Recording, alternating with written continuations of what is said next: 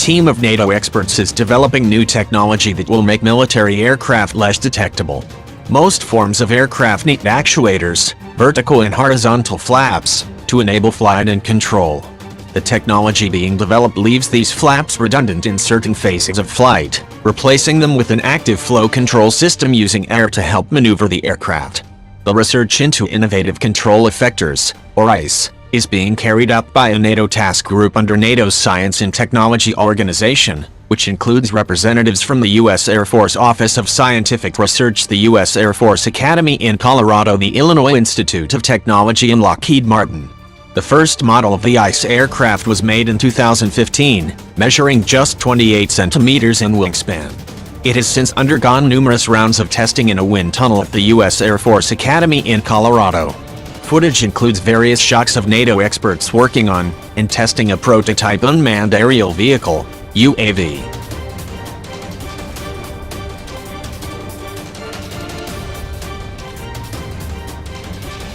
Typically when you're flying an airplane, you're deflecting control surfaces in order to maneuver or to reject wind gusts.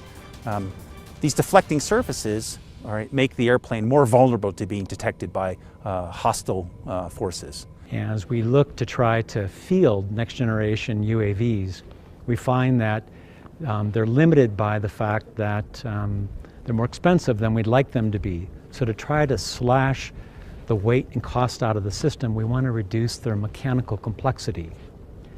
And to do so, we're looking at modern flow control techniques which permit you potentially to be able to control the airplane in flight without the use of any kinds of mechanical surfaces.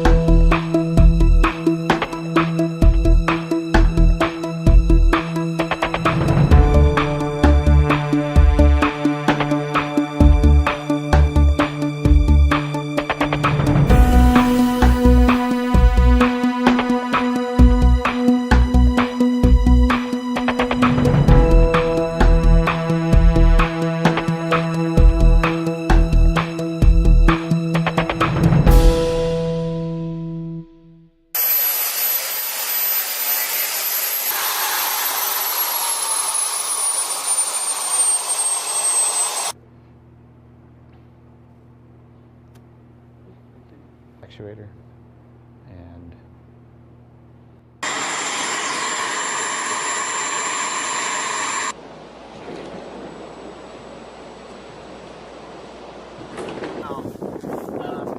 Wind seems well that way.